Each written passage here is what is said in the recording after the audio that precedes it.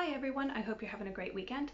I just wanted to show you some of the books that I've been reading for Nonfiction November and some of the books that I plan on reading.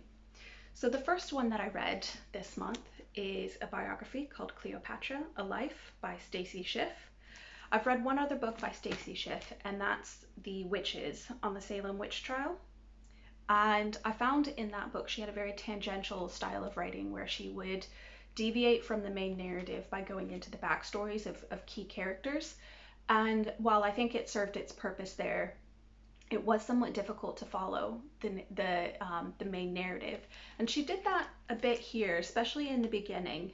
But while I did find it somewhat difficult to follow, in this book she would go into very elaborate detail of the setting the scene of what Alexandria would have looked like and how sumptuous it was. Um, I still enjoyed this book. I probably know just the tiniest bit more than the average person on the Ptolemies, but I'm by no means an expert, so I did enjoy learning. And I think she also tried to portray Cleopatra as a competent ruler and detail all of her other accomplishments rather than just, this sultry woman who legend likes to portray her as. So this is a library book and I need to return it now. That was the first book I read.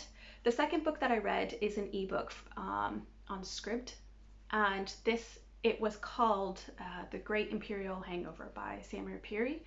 And this was a look at how formal empires have shaped or continue to shape the geopolitical decisions that are made by countries today.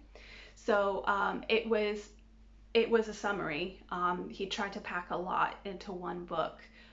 So we looked at the US, Great Britain, India, China, the whole of Africa had a chapter on its own, the EU. So you could write whole books on each of these separately, but I did think it was a great examination and summary of how these formal empires that did exist in the last couple of hundreds of years, we can't escape our past, and it still informs the present. So I thought that was a good book. And then the one that I'm reading currently is an archaeology book by James C. Scott called Against the Grain. So this is a look at the emergence of agriculture and state societies, particularly in Mesopotamia. And the title Against the Grain kind of, it sort of tells you that what he's proposing goes against the traditional theories that have been proposed by archaeologists. So in traditional archaeologists, particularly in the region of Mesopotamia, will tell you that agriculture developed as a response to typically arid environments and the need to intensify, subsistence practices. And then following that, state societies developed. Whereas the archaeological evidence more recently suggests that during this period, around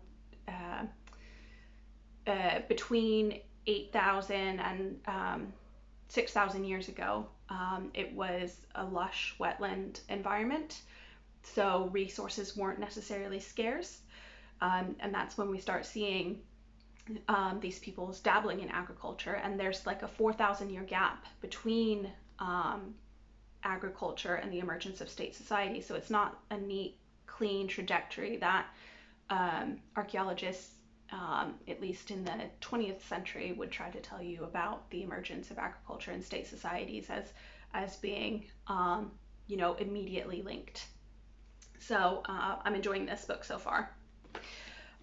So those are the books that I have read and what I'm currently reading. I've got a couple of more ebooks that I might get to this month, one of which is The Burgundians by Bart Van Loo.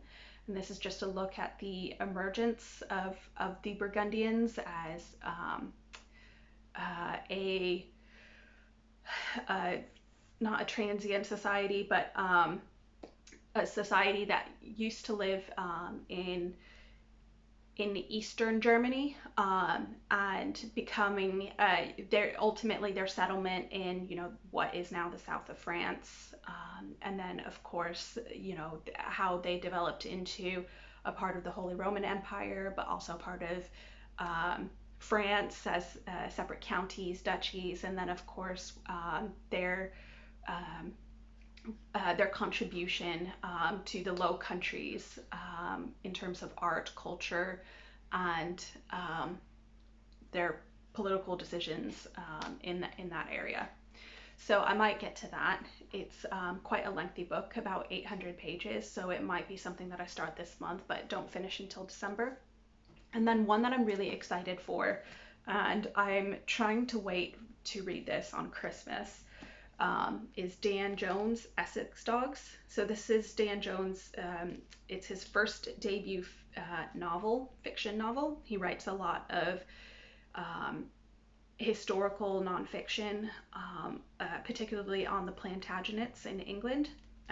So this takes place during the 30 Years' War, and I think it focuses on 5 individuals in a company fighting in one of the major battles. I haven't read too much about it yet, but yeah, really looking forward to reading this and seeing what he has to say. He's a very entertaining writer, so I have no doubt that this will be a great read. And the cover is just beautiful.